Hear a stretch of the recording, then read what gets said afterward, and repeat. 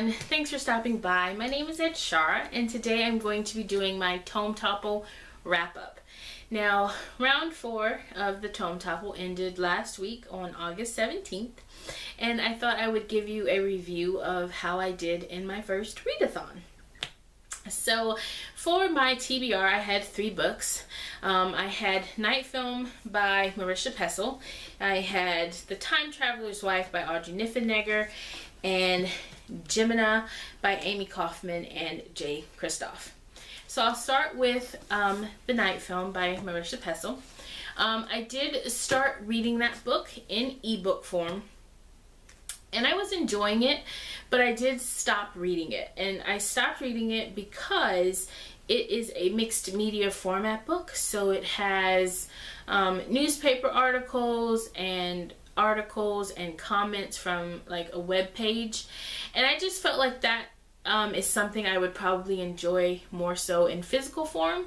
So I plan on saving it for the next round of the Tome Topple, and I will either try to check out a physical book from my local library, or I will just purchase it because I did see a couple of inexpensive ones on thrift books. So next I'm going to talk about The Time Traveler's Wife by Audrey Niffenegger. Now, this was one that I had high expectations for because I had already seen the movie and really enjoyed it. And I ended up really enjoying the book. I gave it 4 stars. And I read a couple of other reviews after I was done, and I could see why this is a book that people either love it or hate it. Because I think for a lot of reasons that people dislike this book, I kind of loved it for that. Because the characters were dysfunctional. They weren't cookie cutter. They had some major issues. And a lot of them I don't think I would actually want to know in real life, but I think it made for a more compelling story than if they would have been all perfect and nice and cookie cutter, you know. So I really enjoyed it. I think my main issue was Claire and Henry's relationship, and I wondered if Claire would have still chosen Henry if she hadn't started interacting with him when she was so young. I kind of feel like them interacting when she was so young influenced her decision to pursue him as she got older. But other than that, I really enjoyed it. But I will give the edge to the movie. I felt like the movie was a little bit easier to follow. And the last one I'm going to talk about is Gemina by Amy Kaufman and Jay Kristoff. This one started off a little iffy for me.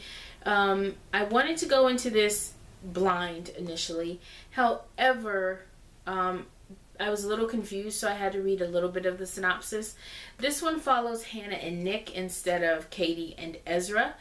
And even though I ended up giving this book 5 stars, I felt like Hannah and Nick were just kind of recycled versions of Katie and Ezra. I didn't really see too many differences in personalities, and that was a little bit weird for me. Also, in the audiobook, the male characters that were supposed to be teenagers sounded a little bit too old to be playing teenagers, and that was a little off-putting. But once I kind of got over that and just kind of settled myself in, I ended up really loving this book. It had a lot of twists and turns and surprises. And again, if you have not read Illuminae and you're into science fiction, I would highly recommend this series. And even though the audiobook was a little bit I would still recommend listening to the audiobook while following along in a physical copy. So I ended up really loving this book, and I can't wait for Obsidio to come out. I'm excited about it. So there were also some challenges that were associated with the Tome Topple. I didn't go over them in the TBR. I said I would go over them here, so let's do that now. And there were 5 challenges, and they were read more than 1 tome. I did that. Their second challenge was to read a graphic novel still over 500 pages. I did not do that. The third one was to read a tome that is part of a series. I did that. The fourth challenge was to buddy read a tome. I did not do that. And then the fifth one was to read an adult novel. I did that. And then there were also challenges on Instagram, and I did participate in several of those. I also got a chance to participate in a couple of the sprints that were hosted over on Twitter. So I think overall for my first read-a-thon, I did really well. I completed 2 books, and I was really happy about that. And for my first read-a-thon, I feel like the Tome Topple was the best way to go because it was so relaxed.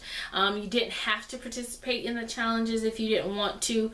So it was as interactive, I guess, as you wanted it to make it. And so I'm really glad that I chose to participate, and I hope to participate in some more challenges or more read-a-thons, I should say, in the future. We'll just see how that goes. But that's it for me today. Thanks again for watching. I really do appreciate it, guys. And until next time, God bless. Bye. Illuminate. It follows 2 different characters. And off the top of my head, I cannot remember their names right now.